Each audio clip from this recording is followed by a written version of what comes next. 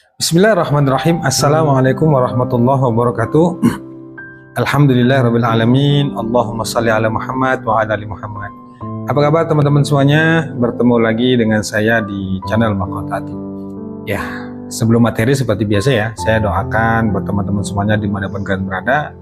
Saya doain semoga hidupnya barokah, berlimpah, kaya, hutang dilunaskan, rezeki mengalir deras tanpa batas ya. Jangan lupa bersyukur. Tetap saya ingatkan, jangan lupa bersyukur. Karena insya Allah dengan bersyukur itu adalah salah satu cara untuk kita menjadi orang yang berlimpah. Baik teman-teman semuanya, langsung saja ya. Hari ini saya ingin bahas menjawab pertanyaan dari beberapa yang bertanya ke saya. Tetap lagi-lagi saya sampaikan bahwa tiap hari itu kan yang tanya, yang WA ke saya itu banyak. Dari semua pertanyaan itu saya pilih-pilih lah. Kadang ada pertanyaannya itu aja, kadang ya berbagai macam. Ada masalah hutang, masalah rumah tangga dan lain sebagainya. Nah kali ini pertanyaannya tentang hutang, tentang amalan dan hutang gitu ya. Pertanyaannya begini, Pak, ada nggak sih amalan khusus untuk mendatangkan keajaiban dengan cepat? Pak, ada nggak sih amalan yang khusus yang bisa melunasi hutang dengan cepat?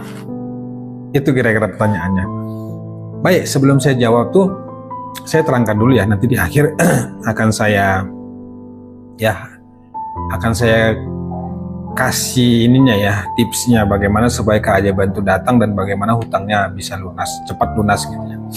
Pertama terkait amalan ya khusus supaya keajaiban Allah itu datang, sebenarnya menurut saya semua amalan itu bagus teman-teman semuanya. Dan sebenarnya menurut saya bukan amalannya, tapi bagaimana keyakinan hati kita ke Allah.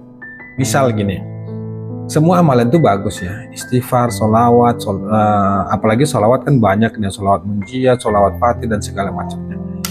Yang terpenting itu begini teman-teman semuanya, ketika Anda mengamalkan satu amalan, yang amalan itu Anda yakini bahwa dengan amalan itu insya Allah pertolongan Allah datang, keajaiban datang, saya yakin pasti datang. Cuma masalahnya kadang-kadang banyak orang, bukan banyak orang, justru hampir semua orang itu ketika dia mengamalkan, atau bahasa kita riyadho, ketika dia riyadho itu fokusannya pada keajaiban, fokusannya pada solusi, fokusannya pada pertolongan Allah. Saya selalu katakan bahwa benar, memang benar, justru juga kita itu dianjurkan ketika mengamalkan beribadah itu berharap pertolongan Allah datang, berharap keajaiban datang, berharap Allah kasih solusi, Allah kasih petunjuk. Tapi ingat ya, pikiran kita jangan ke sana. Kita nggak punya hak untuk memikirkan di ranah itu, karena itu adalah ranahnya Allah. Keajaiban, solusi, kemudian petunjuk itu ranahnya Allah. Tugas kita, selalu saya katakan, hanya meyakini saja. Contohnya begini deh. Rasulullah SAW itu katakan begini, siapa orang yang mendawamkan istighfar maka Allah akan ampuni semua dosa-dosanya. Siapa orang yang mendawamkan istighfar maka Allah akan berikan rezeki dari arah yang tidak terduga-duga. Siapa orang yang mendawamkan istighfar maka Allah akan berikan solusi dari semua persoalan yang dia hadapi. Itu kata Rasulullah, yang itu janji Allah terhadap orang-orang yang mengamalkan istighfar. Nah ketika kita mengamalkan istighfar itu, harusnya kita nggak usah berpikir, kalau Allah sudah katakan siapa yang mendawamkan istighfar maka Allah akan kasih rezeki dari yang tidak terduga-duga, berarti tugas kita hanya mengamalkan dan meyakininya saja. Nggak usah kita memikirkan dari mana jalannya, caranya seperti apa, yang tak terduga itu seperti apa iya ya. Apalagi bertanya, hutang saya banyak Ustadz sampai miliaran, apa hutang saya bisa lunas lah. Ini malah lebih cacat lagi. Saya tuh selalu bilang ya bahwa sebesar apapun masalah, sebesar apapun hutang Anda, Allah jauh lebih besar dari masalah yang kita hadapi. Nah jadi lagi-lagi saya sampaikan, tugas kita itu hanya menjalani dan meyakini bahwa ketika kita melakukan amalan yang diperintahkan Allah dan Rasulnya, pasti itu ada balasannya. Cuma nggak sabar, kita yang nggak sabar, kita nggak yakin, kita nggak istiqomah, kita maunya terburu-buru. Jadi kalau ditanya amalan khususnya itu seperti apa, ya sebenarnya ya kalau memang Anda mau mengkhususkan amalan yang sudah Anda amalkan saat ini, ya jadikan itu amalan khusus. Apa itu ya, istighfar kah, sholawat kah? Kalau Anda mampu mengamalkan banyak amalan, ya monggo, maksudnya silakan saja, nggak apa-apa. asal Anda tidak memberatkan, asal Anda mengamalkannya dengan enjoy, dengan happy, nggak terbebani gitu ya. Anda menikmatin dalam mengamalkan itu silakan. Tapi kalau amalan banyak itu Anda merasa terbebani, Anda nggak sanggup, apalagi kan ibu-ibu ini ya pastinya mengurusin rumah tangga, anak, suami dan lain sebagainya, pastinya repot. Ini saya yakin nggak mampu untuk mengamalkan segitu banyaknya amalan.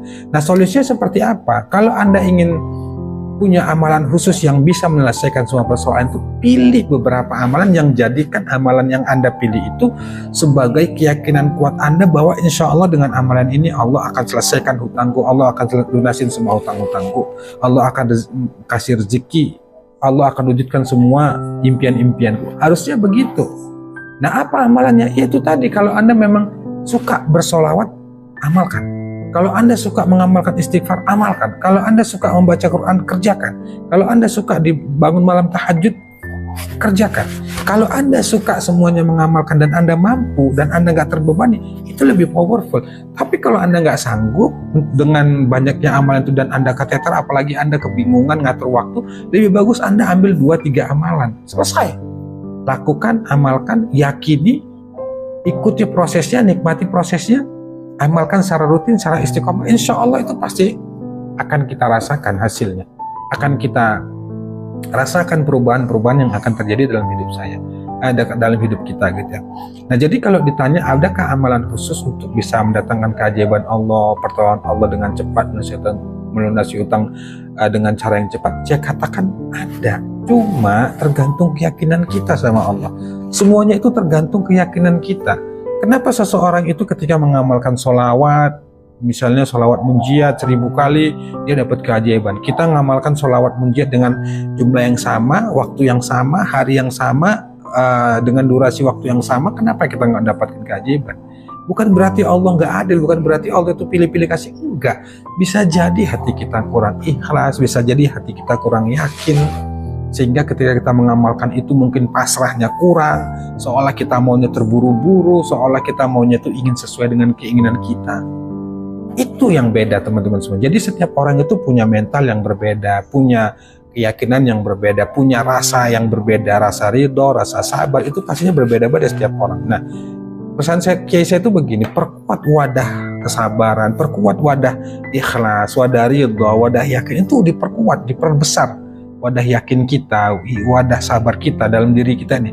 Nanti kalau wadah kita sudah kuat, sudah besar gitu, maka dari situ nanti Allah akan kasih keajaiban. Dari situ nanti Allah akan berikan apa yang selama ini kita impikan. Nah, kalau Anda meminta sesuatu dan Anda merasa belum dikabulkan Allah, bukan belum dikabulkan. Bisa jadi kita belum pantas menerima itu, atau bisa jadi wadah kita belum siap untuk menerima itu.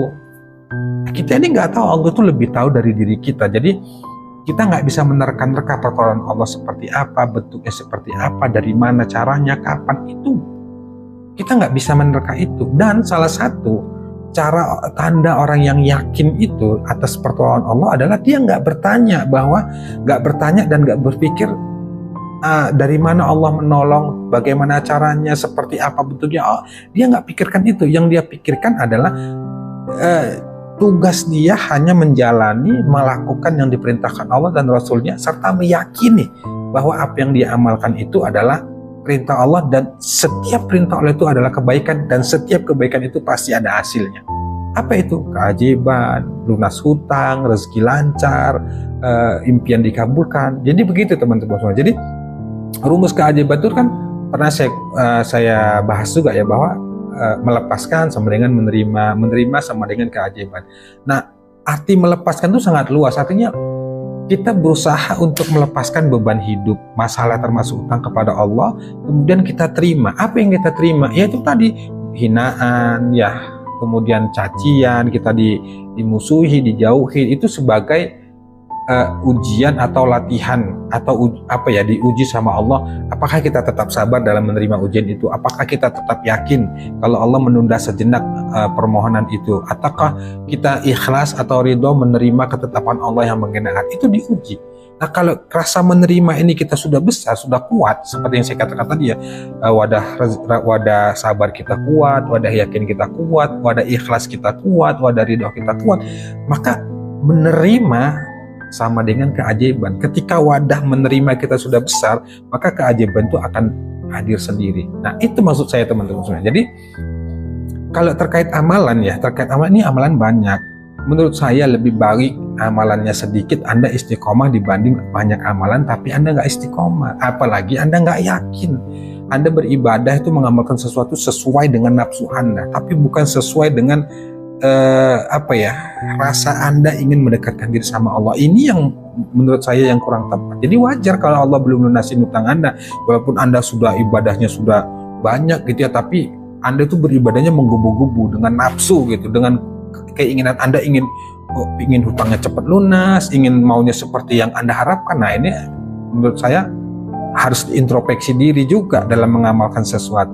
Harusnya ketika kita mengamalkan beribadah itu adalah menikmati ibadah itu, kemudian kita mengamalkannya itu dengan rasa ridho, ikhlas gitu ya.